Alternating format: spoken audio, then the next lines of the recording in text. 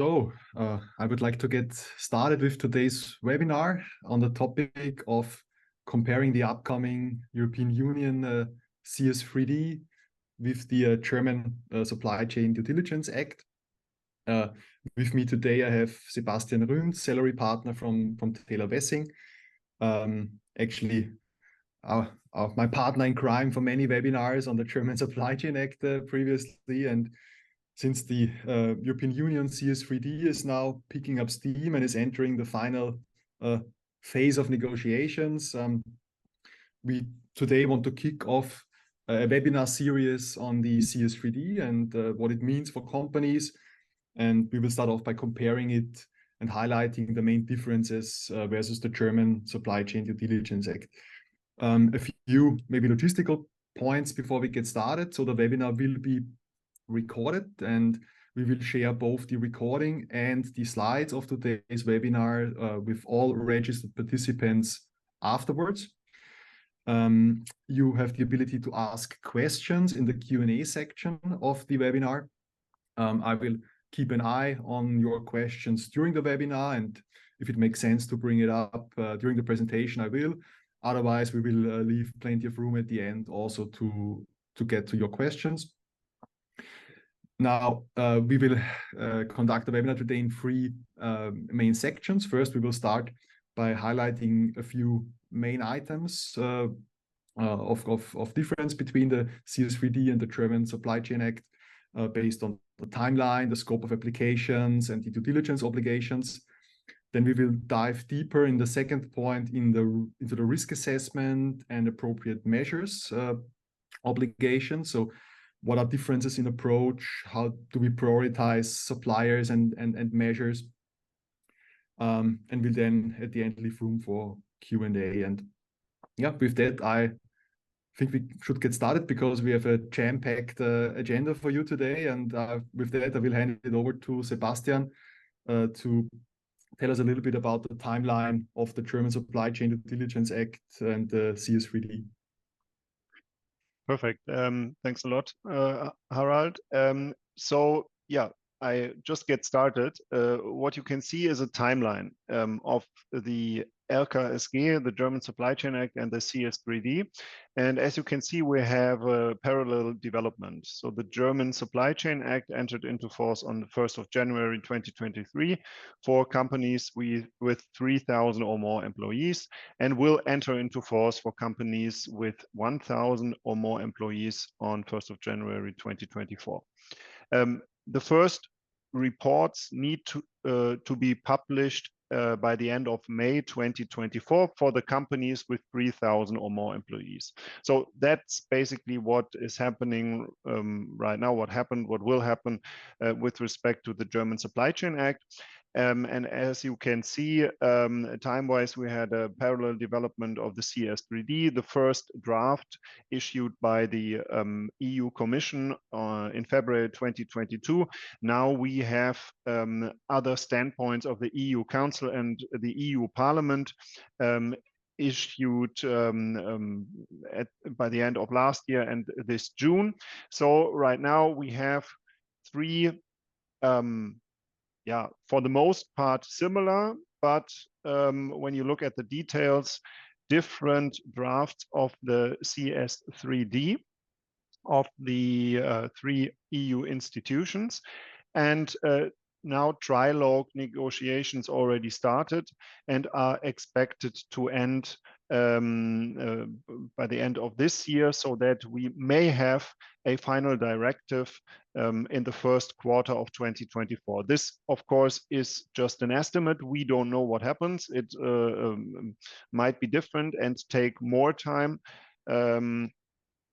But this is what we expect right now. Then we would have a certain period, maybe 2 years or 4 years. The directive needs to be transformed into national laws. So we are speaking of probably 2026 when the CS3D actually enters into force. And then these two lines get aligned into one line, because the German Supply Chain Act already includes a important sentence which says if there is a EU Supply Chain Act to come, then the German Supply Chain Act will be aligned with the EU one. So in the end, there won't be two different laws companies need to comply with, but basically one which then would be the CS3D. And we will have the situation that then each member state, since this is a directive, will implement their own version of the CS3D, correct? Correct. So there might be member states.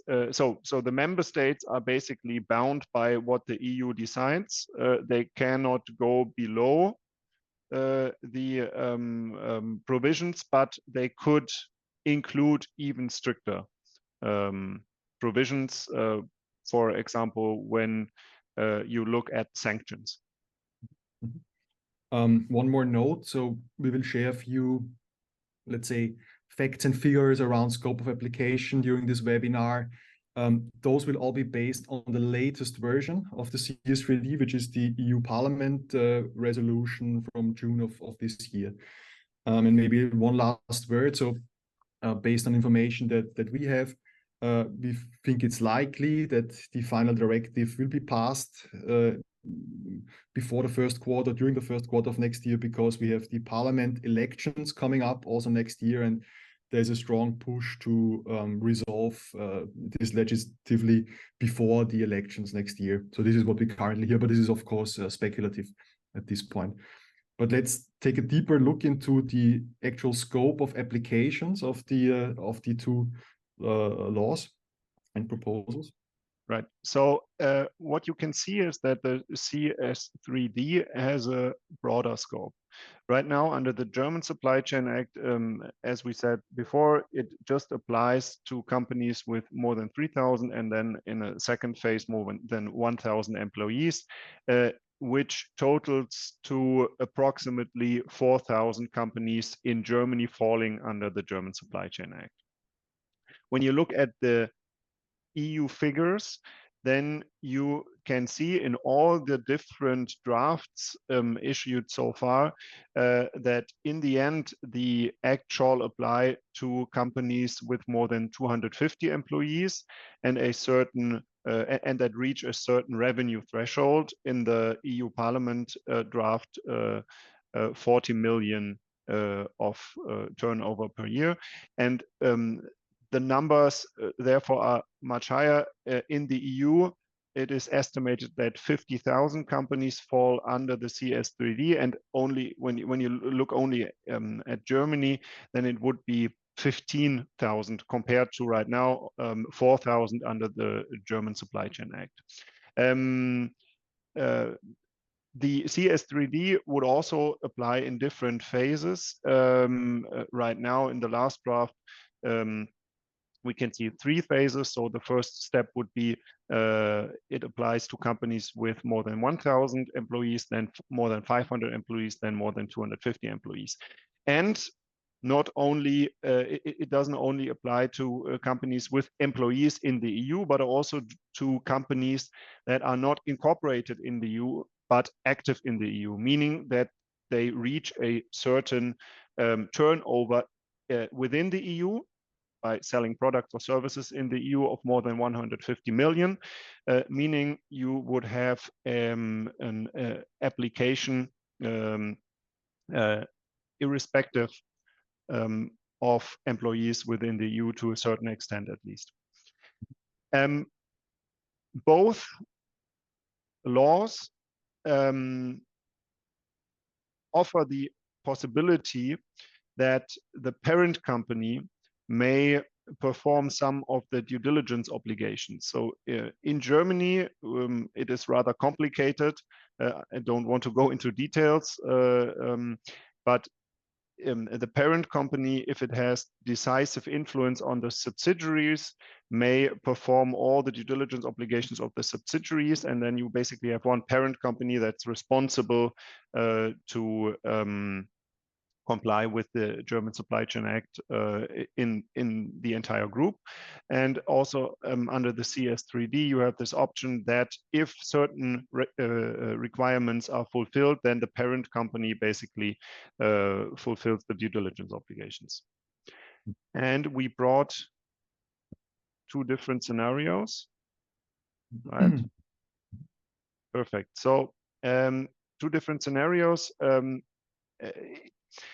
We don't have to go into all the details of these scenarios. These two scenarios should basically show you that the scope of the CS3D is broader. Yeah. So under the German Supply Chain Act, if you think of an Italian holding company with two subsidiaries in Germany and one in Spain, with the number of employees we showed on the slide, then it would basically be just the German company with the German subsidiary with more than 3,000 employees falling under the scope of the German Supply Chain Act.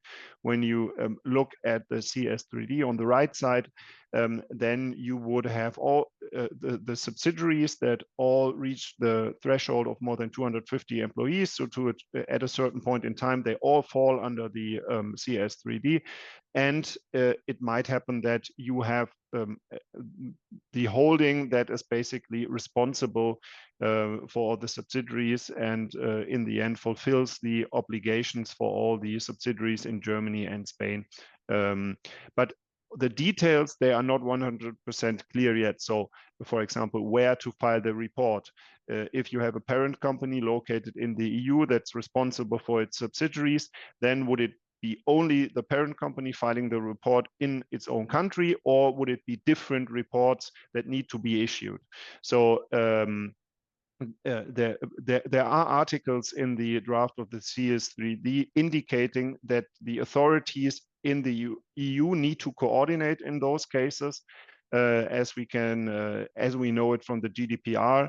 But details remain open for or unclear for until we have another draft.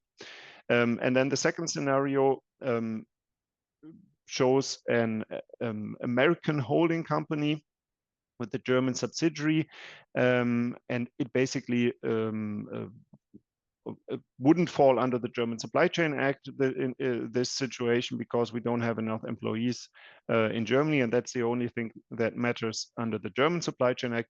But when you look at the CS3D, then it could, and that's the most interesting distinction, happen that the American holding company would fall under the act because of its revenue of 200 million, reaching the threshold of revenue generated in the EU. And in this case, on the bottom right here, with the US holding also falling under the scope of the CS3D, this US holding would then also have to file some sort of a report under the CS3D, correct? Right. And the question now is, and this is what you said, is needs to be clarified still, whether the German subsidiary has to file then a separate report as well in addition to that, right? Yeah.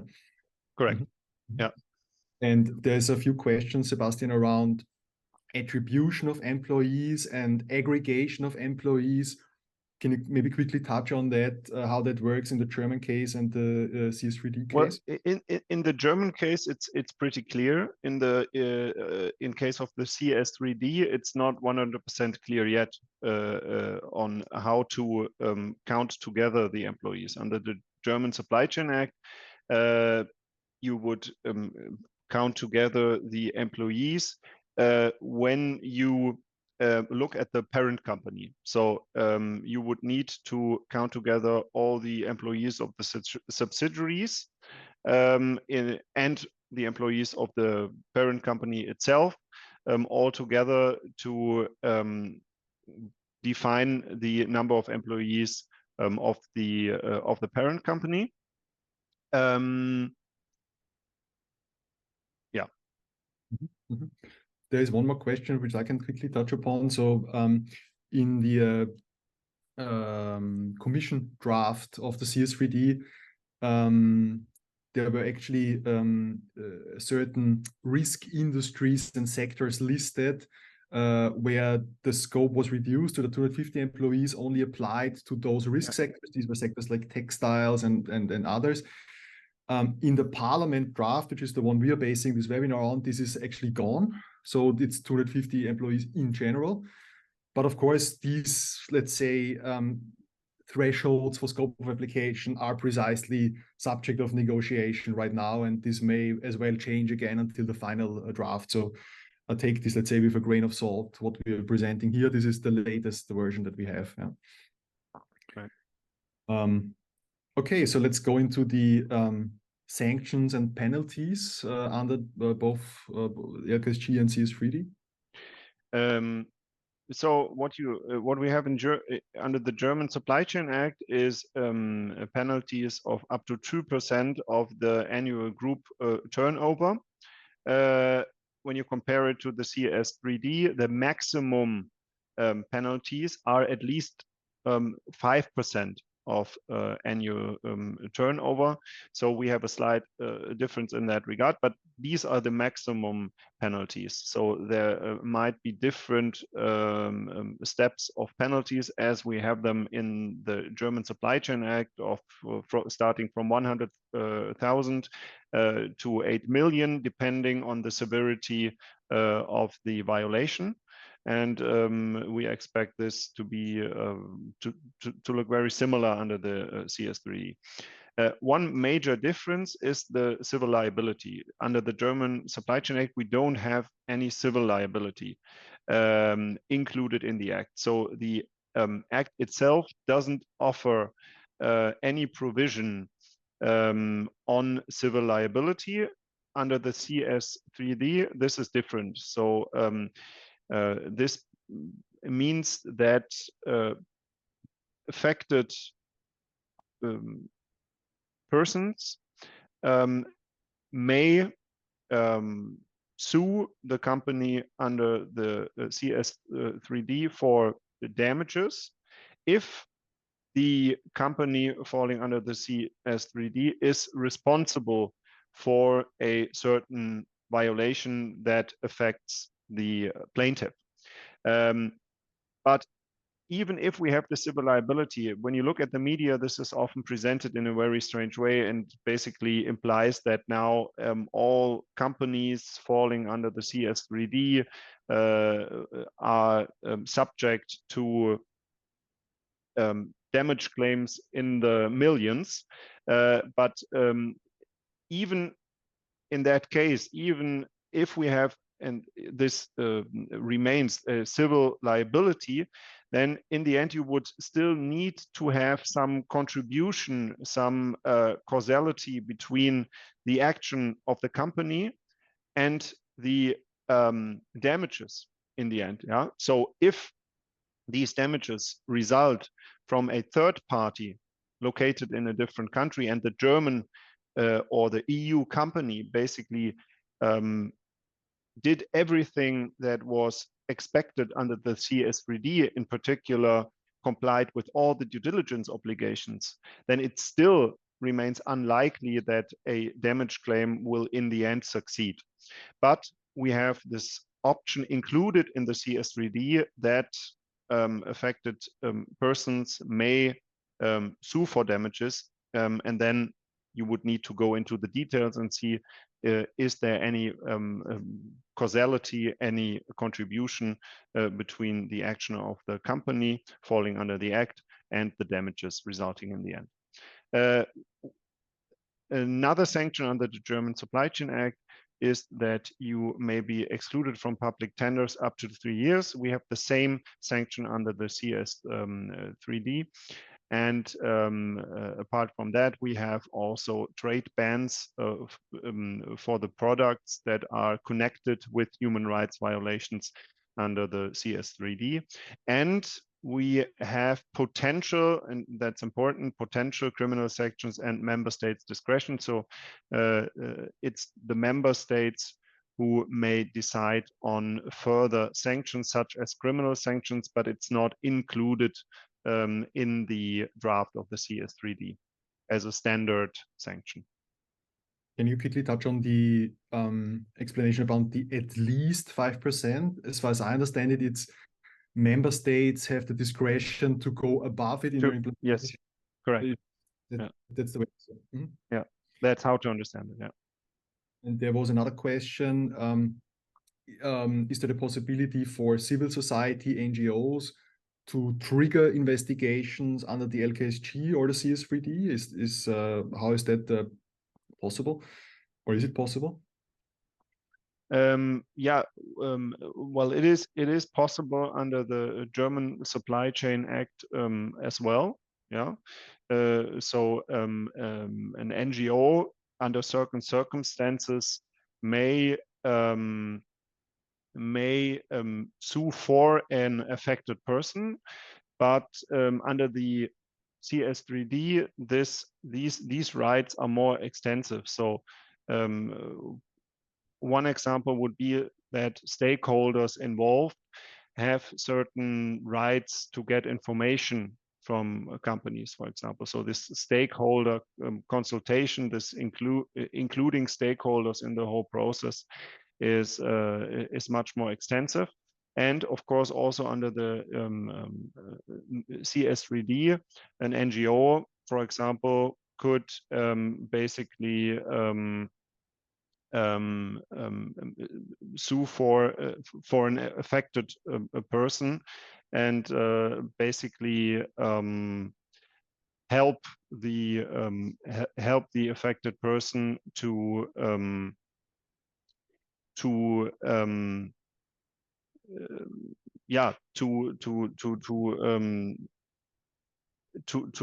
get their rights straight towards the company. And another question there was around liability of directors of companies. Do you know or remember, is that something that's somehow included in the CS3D as well? I don't think it is in the LkSG, but is it in the CS3D? No, it is in some drafts, but it isn't in the latest one of the parliament. So indeed, you had in the previous draft, and that's a topic I think we shouldn't go into too much detail today, because that's a second really interesting aspect of the CS3D, that it doesn't only contain due diligence obligations, but also, yeah, you could call it strategical obligations, or obligations of the board, basically, because it says that the company needs to issue a plan ensuring that the strategy of the company complies with the 1.5 degree goal of the Paris Convention. So this is a little bit strange, because it's not a typical supply chain issue. It's more a strategical aspect, but that is still included in the supply chain, and we don't know if it remains there. So it could happen that in further drafts, this will be removed. But in this context, with the organization of the company in compliance with the Paris Climate Convention, you had these obligations of the board to actually do that, and if they don't, then you would have certain damage claims you could claim, but that was removed in the so the opportunity that to claim for damages if you don't have that plan was removed in the latest draft. And there is one question which I think leads us perfectly into the next section, which is, now when do those sanctions actually apply? And so the sanctions apply primarily when the due diligence obligations are not met adequately. And so, yeah, we will now run you through the due diligence obligations and how they compare also between the two proposals. So the due diligence obligations are quite similar. Yeah, so there are some differences, and we will talk about the differences in more detail. But when you look at the German Supply Chain Act, the CS3D, you have a very similar set of due diligence obligations. Under the German Supply Chain Act, you would need to start by having by establishing a risk management and submitting a policy statement. And those two obligations could be compared to integrating risk-based due diligence in corporate policies in the CS3D. So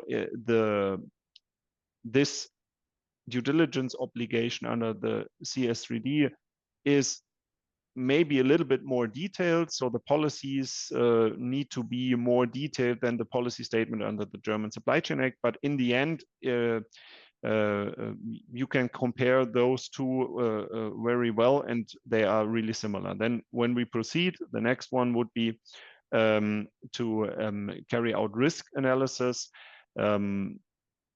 on a regular basis and ad hoc. And in the CS3D, you can find the same obligation, saying you need to identify and assess actual and potential adverse impacts. Also, the preventive measures and the remedial measures can be found in both drafts. There are differences when you look at the measures. We will look at them in this webinar as well, but basically the obligations exist in both of the in both acts.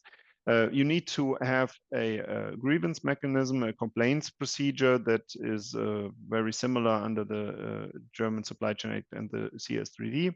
You need to report in both cases. Okay, so we have the of course, you need to monitor and verify the effectiveness of your measures, and then in the end, you need to document and report. And Harald, do you want to add something on the report, or should we do this on our last slide? Yes, exactly. I think we have a last slide then on how the CSRD, which was also a question that already came up, then links to the reporting requirements of the CS3D. Maybe an answer, if you report under the CSRD, you do not need to also report under the CS3D, but we will get to that in our final slide. Maybe also stakeholder consultation. Stakeholder consultation. So we have stakeholder consultation in the German Supply Chain Act, but not very detailed. So we have one or two provisions where it said you need to consult your stakeholders before setting up your complaints procedure, for example. But when you look at the CS3D, stakeholder consultation can be found in pretty much all of the due diligence obligations, saying that you need to identify the relevant stakeholders and then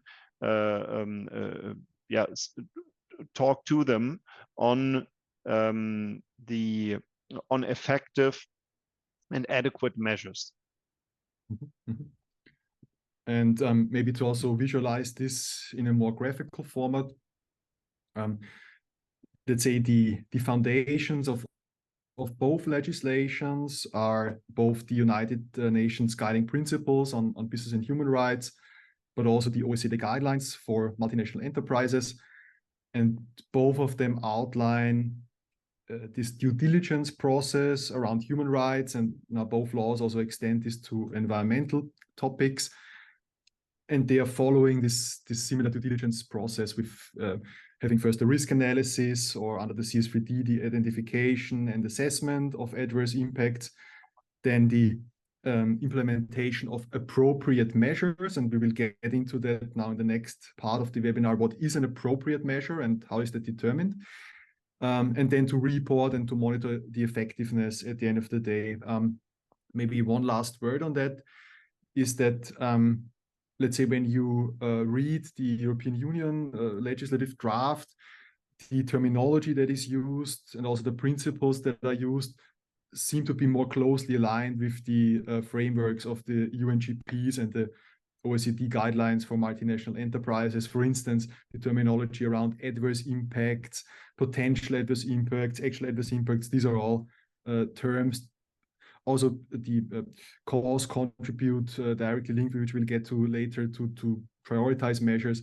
All of that is closely aligned. And even within the legislative history of the CS3D, the latest draft of the Parliament in June of this year is also even more closely aligned to these fundamental frameworks than maybe the Commission draft or the first initial proposal. So we see, let's say, an alignment with these UNGPs and OECD guidelines for multinational enterprises in the CS3D.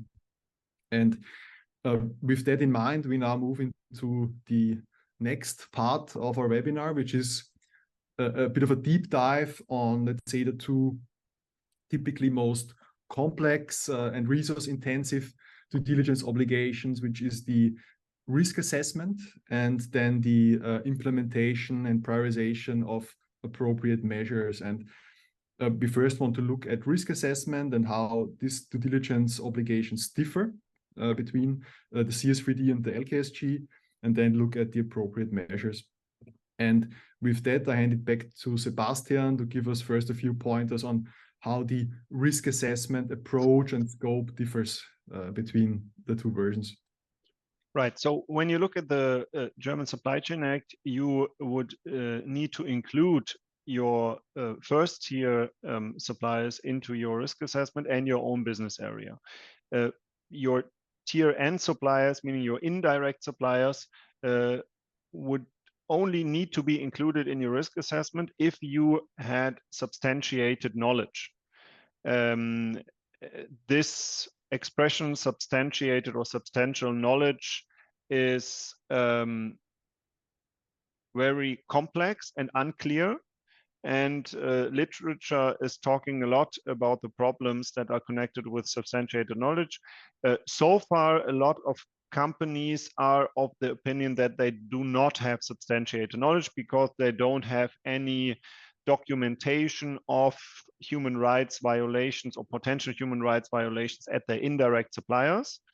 And also are of the opinion that general reports, for example, reports in the media on certain human rights issues are not sufficient to reach the threshold of substantiated knowledge. But okay, this is really superficial, what I'm saying on substantiated knowledge. It can be rather complex, but that's how the German Supply Chain Act works. So own business area and tier 1 suppliers and tier N suppliers only under certain circumstances.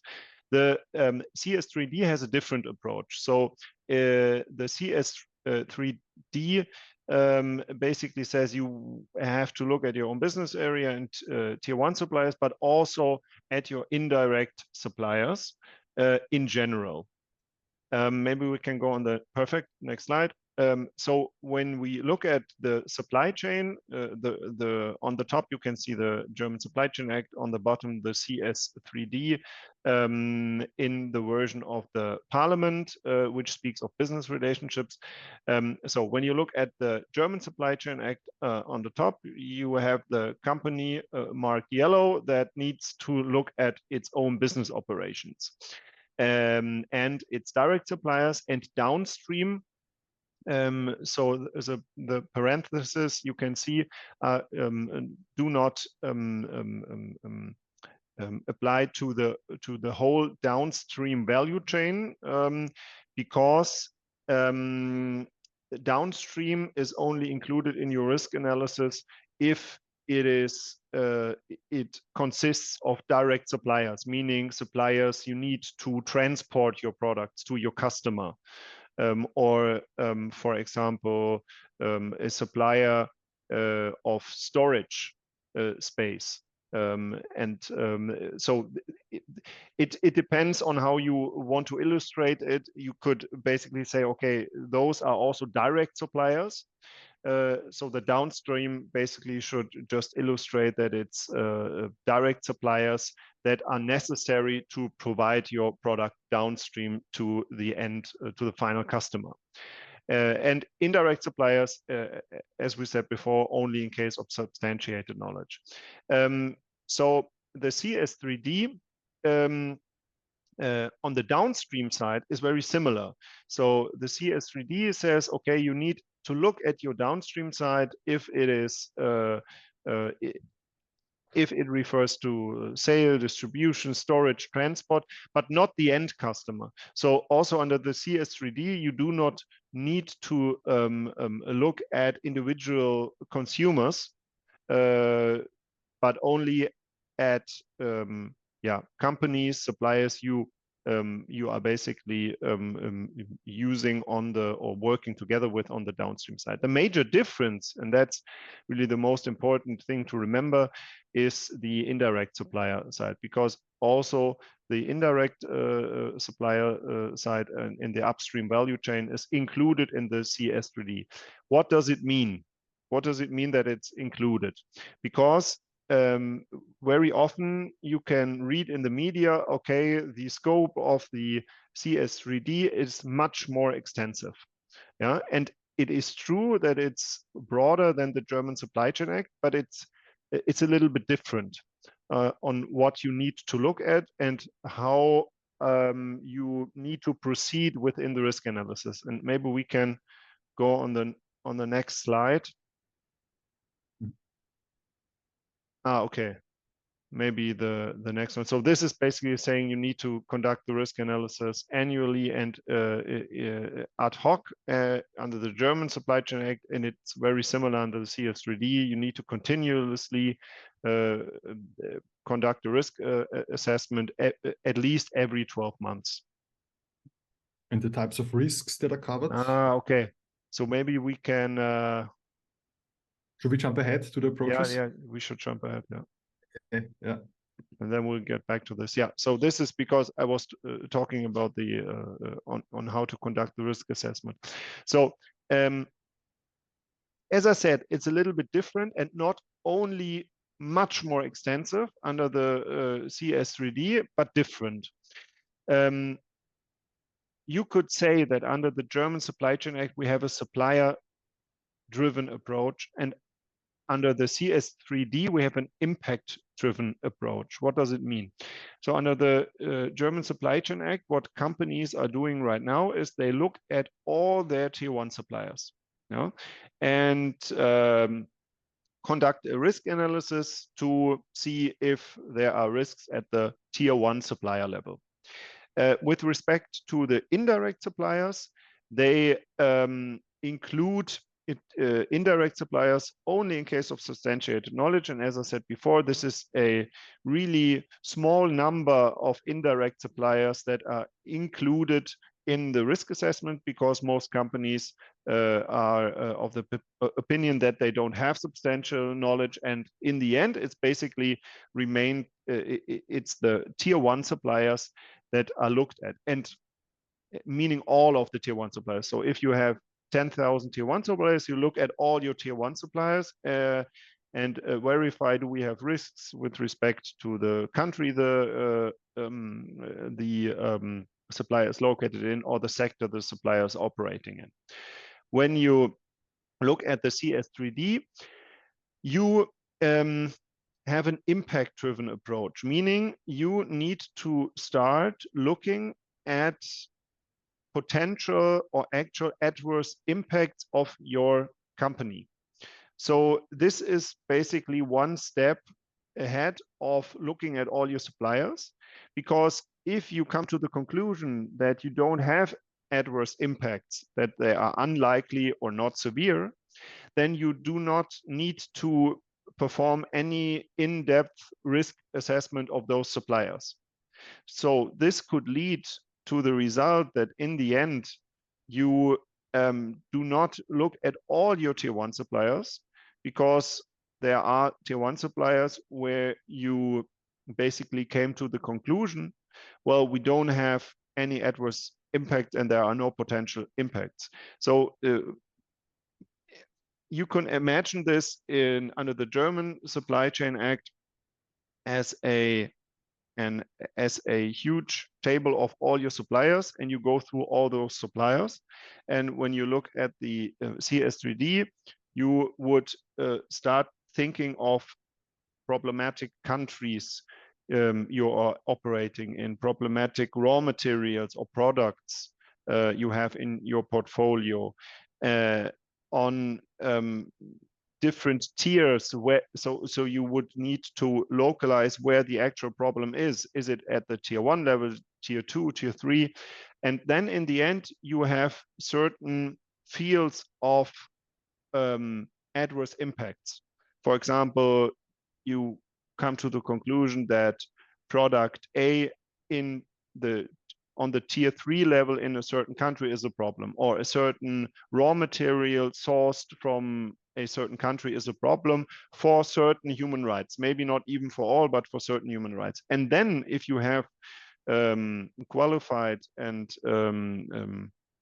a scope, like when you did an impact scoping, then you would look at your suppliers you have in a certain scope you identified. So maybe with respect to a certain raw material, you would only have 2 suppliers that are delivering the raw material to you, or products where the raw material is included. Then you would only need to look at those suppliers. And other suppliers that are maybe completely unproblematic, where you don't have any adverse impacts, they are not part of your risk assessment.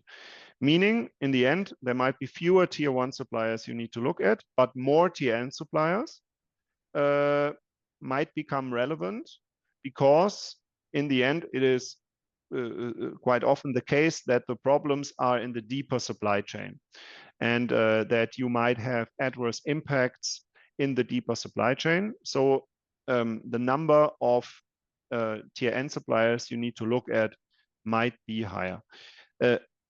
That's rather complex. I try to give you a brief introduction to the risk assessment, and maybe it's just important for you to remember, it's not just looking at all your suppliers, all your indirect suppliers, no matter what. It's a little bit more complex, and you need to identify your adverse impacts and then concentrate on the suppliers that are related to those adverse impacts. So maybe to touch upon one of the most frequently asked questions that also came up during the German Supply Chain Act now. So you mentioned now these different approaches. What about spend? Is the spend I have with a supplier, or the leverage I have with a supplier, or the duration of my relationship with the supplier now a selection criteria I can use to, let's say, remove suppliers from the risk assessment, or not? So generally speaking, spend is not a preferable criteria to distinguish the relevant suppliers from the irrelevant suppliers in the risk analysis, because what both laws, the German Supply Chain Act and the CS3D, require is that you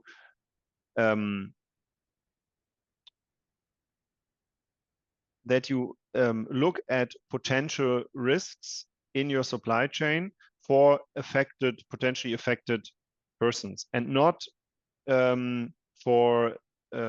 not at suppliers that are relevant for your company. And spend implies that there are suppliers that are not very important for your companies, but apart from that, those suppliers might have very high human rights risks. So in the end, spend is not very helpful in filtering out the suppliers with higher human rights risks from the completely unproblematic suppliers. I wouldn't go so far that it's not possible at all if you have a certain line of arguments that you would present to the authorities, because you have a very high number of suppliers and you want to basically use your resources for the most important suppliers where you have the most leverage, for example, to change something, and maybe smaller suppliers, you don't have the leverage because you're just one among thousands of customers. But this requires some effort to argue towards the authorities why you use the spend. So I would not recommend to just use a certain spend, probably a really high spend, to filter out, I don't know, a certain percentage, 10, 20, 30, 40% of your suppliers without any arguments, just saying, well, it's too much work, we don't want to look at all our suppliers. And it's actually explicitly stated in the law that to prioritize suppliers during a risk assessment, severity and impact, severity and likelihood of adverse impact should be used and not spend. Leverage, however, ability to influence, comes in at a later point. That is then during the definition of the appropriate measures, and we will get that to that shortly. Now, maybe to also highlight these differences in approach in the Prewave approach to risk assessment, and I think many of you will be familiar with our funnel approach that we also successfully apply for projects during and for LkSG, so German Supply Chain Act projects, where yes, we start with all suppliers. Now, this is the supplier-driven approach. There is no basis to rule out suppliers in the very beginning. All suppliers will then be first scored based on a country industry risk basis. This is called the abstract risk analysis, where we then are left with substantial suppliers, so suppliers with either a country or industry risk.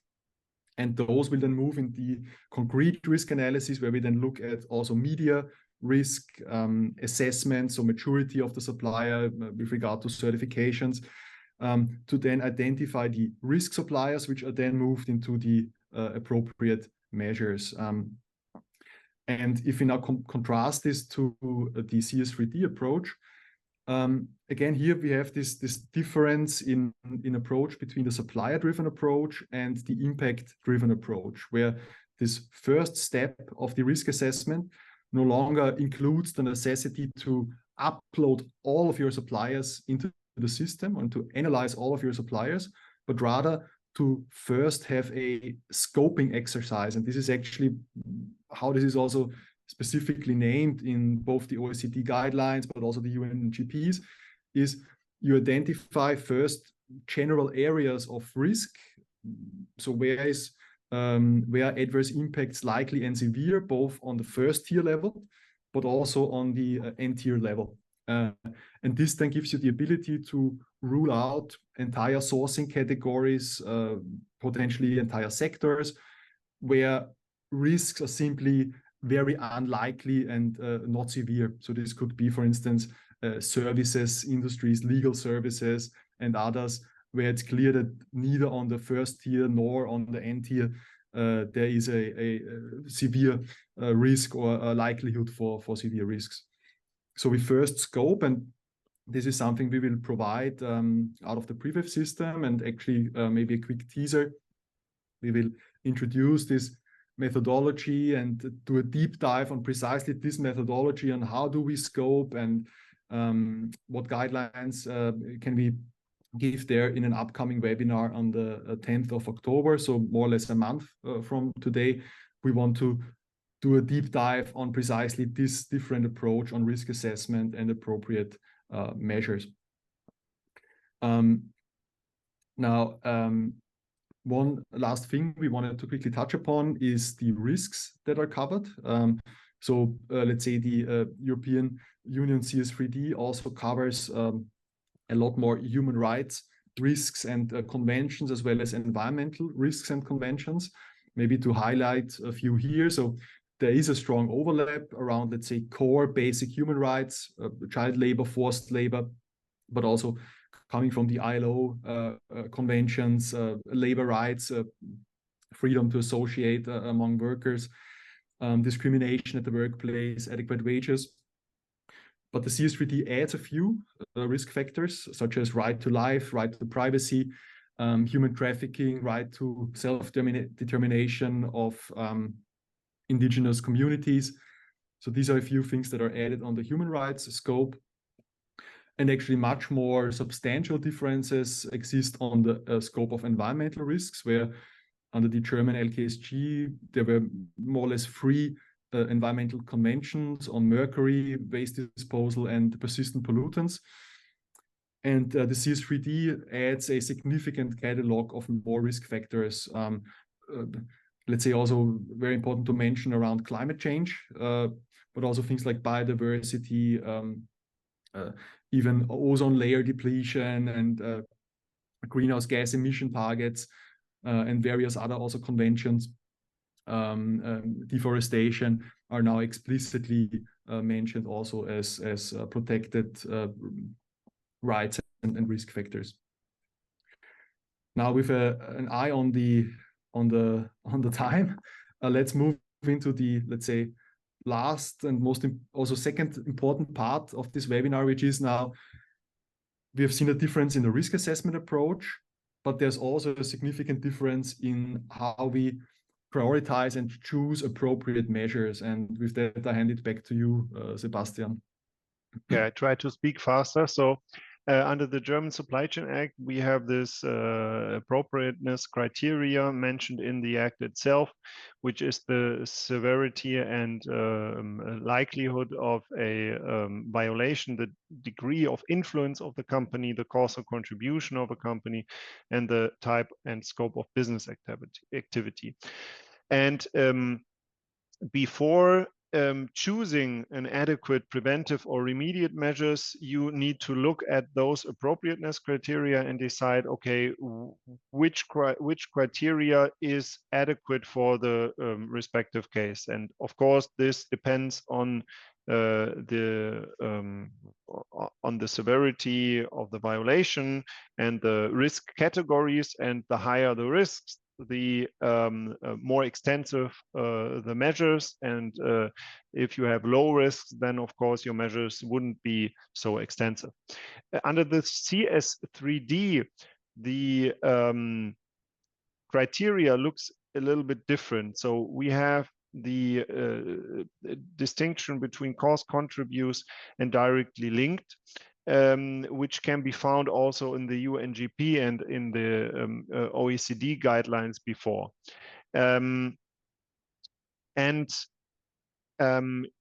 On this slide, we try to illustrate where the differences are. So under the German Supply Chain Act, you would look at all the appropriateness criteria, which you can see on the top in the circle, and then you decide on the appropriate measures. Under the CS3D, if you identified a risk, then you would need to determine whether you caused a certain impact, whether you contributed to an adverse impact, or whether you are directly linked. And depending on the outcome of that assessment, you would need to take different measures. For example, if you caused a certain adverse impact, then you need to avoid or mitigate it. If you are contributing it, then you would need to avoid or mitigate your own contribution and use or increase your leverage on the third party that is also contributing to the adverse impact.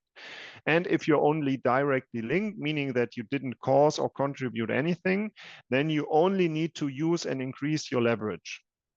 So the catalog in the end of appropriate measures, it is very similar in the German Supply Chain Act and in the CS3D, but the measures you would need to choose, they slightly vary, because under the CS3D, for example, if you're only directly linked, then you wouldn't need to implement far-reaching preventive measures. You would basically just need to use your leverage. And if you don't have any leverage, let's say the problem is basically caused in the sphere of your direct supplier, then you would need to contact your supplier, try to use your leverage. If you don't have any leverage, you should try to increase it, but it's not really clear how this should work in practice.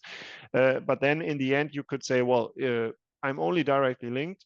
I didn't contribute, I didn't cause it, so my measures are, yeah, let's say, kept simple. Yeah. And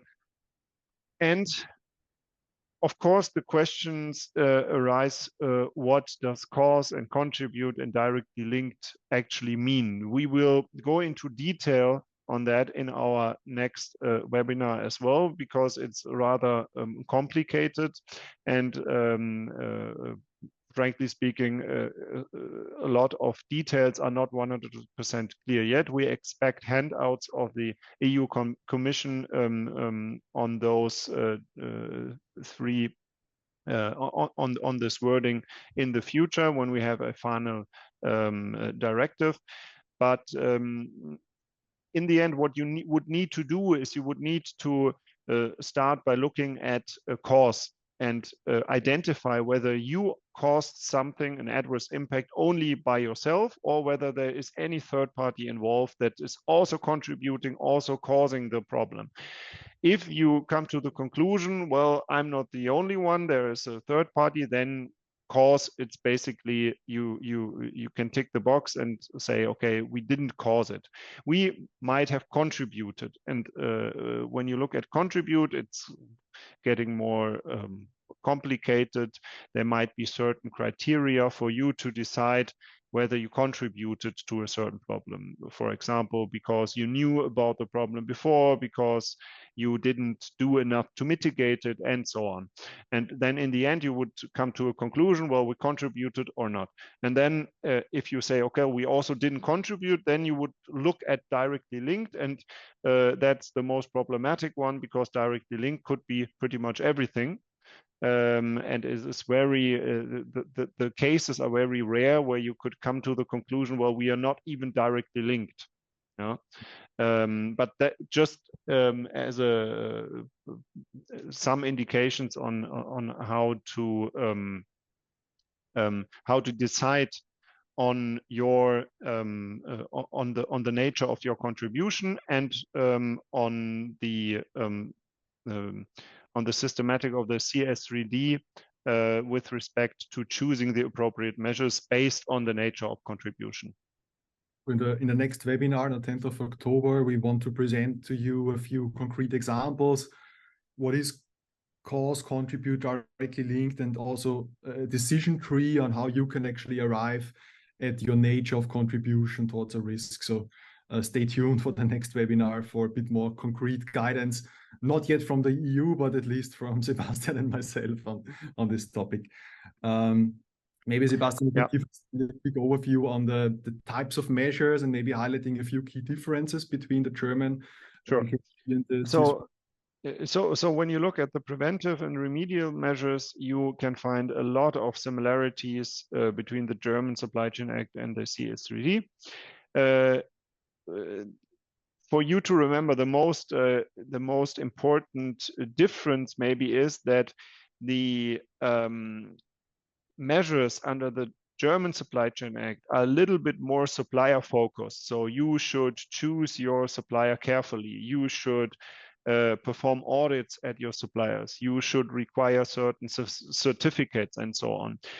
You have all those measures also under the CS3D, but when you look at the wording, it seems that it's a little bit more self-centered on your own company. So you should choose, think about your investments. Where do you do you have the right investments in products, product traceability, facilities, and so on. it highlights a little bit more the cooperation with other companies to increase the influence on suppliers. So where you can see this small EU flag, that's something that's only mentioned in the CSDDD, but not in the German Supply Chain Act.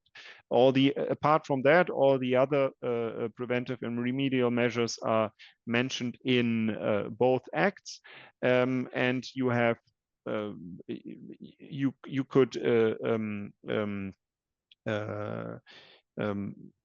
distinguish them by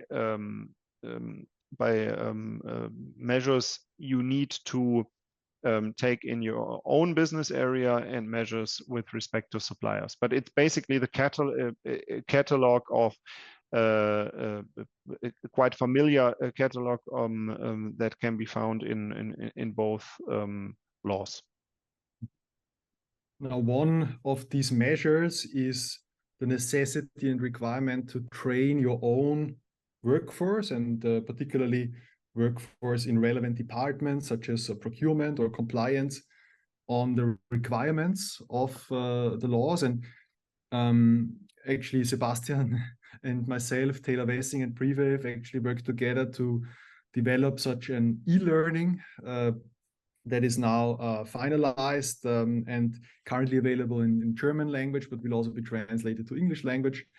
And yeah, maybe Sebastian, you can actually mention this is also a requirement specifically stated in the law, right, to train your workforce. Correct. You need to train your workforce on your human rights strategy, and in order to make it more simple for companies to do that, we developed an e-learning, basically two e-learnings, one for the general workforce, for people that are to a certain more or less extent working with the Supply Chain Act, and another one in particular for the procurement department. It is something that you know from other topics like money laundering e-learnings, where you need to pass a test in the end, you need to answer questions, and then it's much easier than having regular trainings. Of course, on key personnel, for key personnel, you would maybe add some more detailed learnings, but this is a quite easy way to train a huge number of employees on this important topic. And this is now available, of course, for everybody covered under the German Supply Chain Act. Will also eventually be extended to cover the requirements of the CSDDD, and also be eventually focused towards suppliers, so that it can also be used as awareness trainings for suppliers. And as part of the mailing afterwards, where we will send both the slides, the recording, you will also have the ability to basically register that you're interested in receiving this e-learning as well for your organization. And with that, we go to the very last slide, which is reporting, which is, I think, also a very important topic. Frequently asked question: how does the CSRD relate to the CSDDD? So with that, Sebastian, I hand it back to you. So both laws, German Supply Chain Act, CSDDD, require reporting. Under the German Supply Chain Act, you need to issue a report once per year to the authorities and publish it on your website.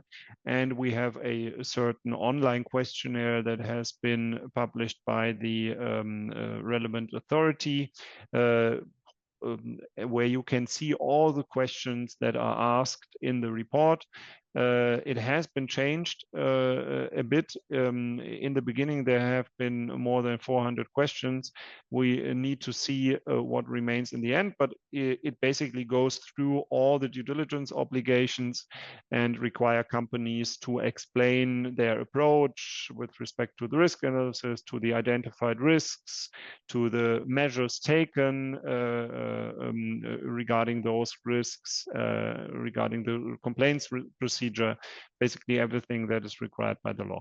Under the CSDDD, you need to distinguish two different scenarios. So the easier one is, you can see on the right side on the bottom, if you do not fall under the CSRD, the directive on reporting obligations on several sustainability aspects. So if you do not fall under the CSRD, but you would fall under the CS3D, then you would need to publish a report annually on your website as well. If you fall under the CS3D and the CSRD, then you would need to report on your measures taken under the CS3D within the CSRD. Yeah, so the CSRD basically touches this topic of human rights and supply chain. And in that context of the CSRD, you would explain what you have implemented under the CS3D on all the due diligence obligations you fulfilled in that regard. And Harald, I think you wanted to add something on the phased application. Yes, absolutely. So as Sebastian just mentioned, the CSRD, while not yet bringing the due diligence obligations legally binding themselves, does bring and requires some of the structures. If you report under the CSRD, it implies also some of the processes and structures that the CS3D requires.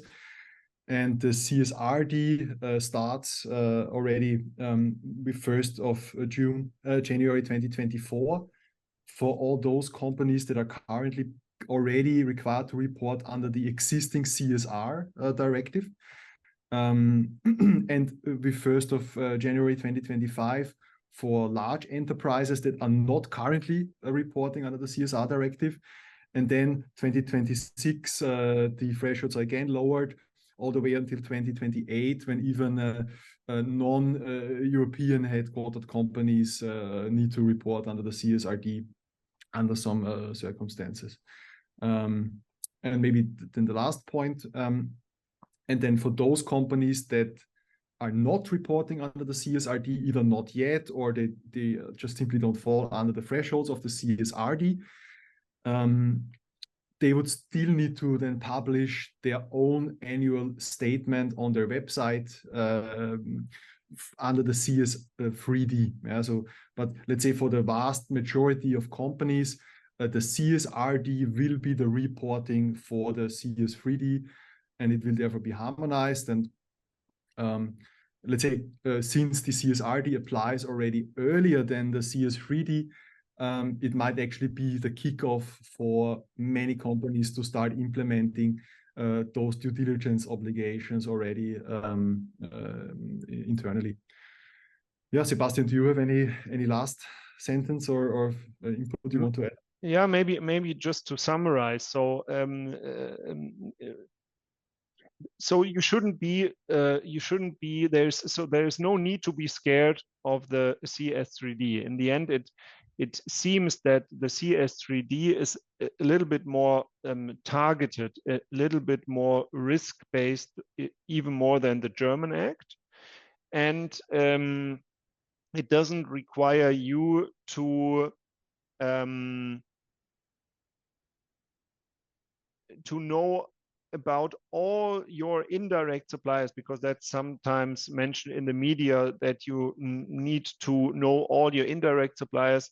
And of course, this is not realistic. If you have companies with tens of thousands direct suppliers, then when you would go on the tier 3 and tier 2, tier 3, tier N level, you would have millions of suppliers, and a lot of them are not problematic. So the CS3D basically says focus on the problems and only on the problems for human rights and certain environmental obligations.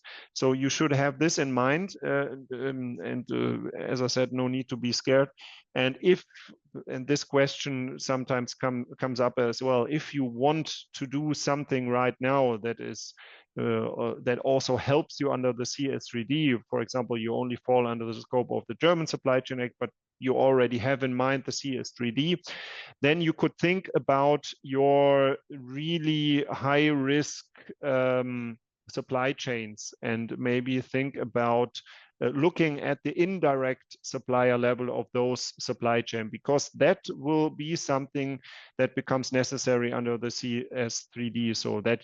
So if you already know there is a really high risk supply chain, and so far you only look at your direct suppliers because you say, well, we don't have substantiated knowledge on the German Supply Chain Act, then it would make sense to try to make transparent that supply chain also in the deeper supply chain. So because that will be something something that becomes necessary under the CSDD and requires a lot of work. And if you would like to start with something, then that would be an idea. Mm-hmm. Okay, great. Maybe I will try to group the questions a little bit because there's actually more than 100 questions still open, even though I tried to answer as many on the fly as I could. Like one, I think, cluster of questions relates to the tier N and the supply chain that I need to bring into the risk assessment. And somebody is writing that it's amazing for them to see that the governments expect companies to know their complete supply chains. Yeah, when of course the reality is that in many cases they don't. Yeah, I think this is something we will touch a bit more in detail in the next webinar, in what practically can be done in order to take, let's say, a risk-based approach also for the deeper supply chain.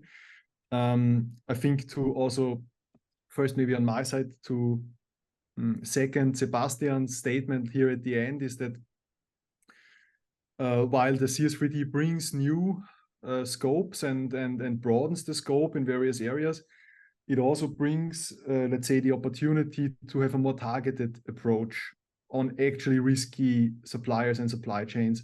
I think this was a main point of criticism that we also see in projects with our German customers, that really the German Supply Chain Act with its supply-driven approach requires you to be more or less complete, and the, let's say, flower store across the street and the hotel where some of your employees are spending a night, you need to include it in your analysis to the same degree as you might need to include your cobalt supplier.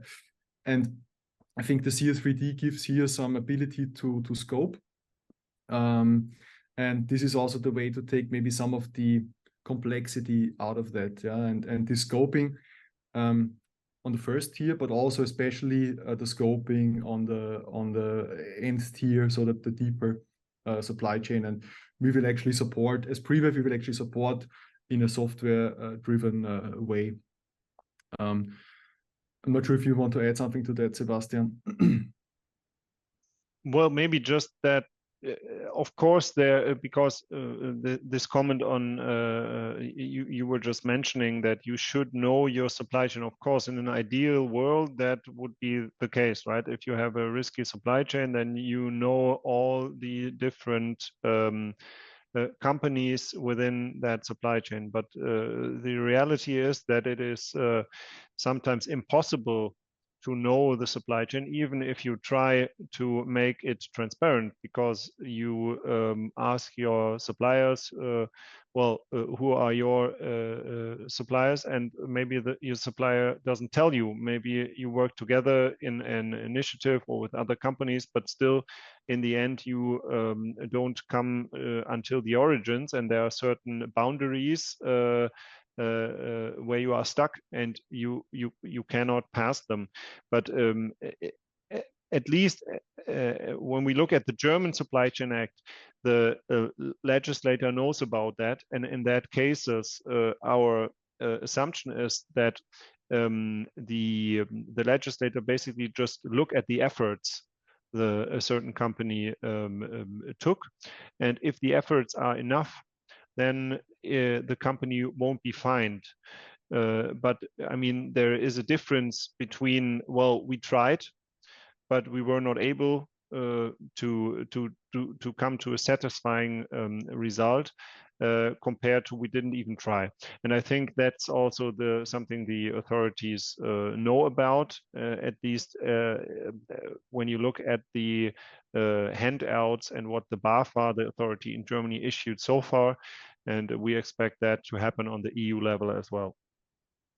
And I think it's also a good point you mentioned, that also when you read the law and you see that obviously the the legislator is aware that companies do not currently have complete transparency into the full supply chain, and they rather also give, let's say, the guidance or the requirement to take measures to make your supply chain transparent. And again, as Sebastian said, it's the effort here that counts, again, in a risk-based fashion.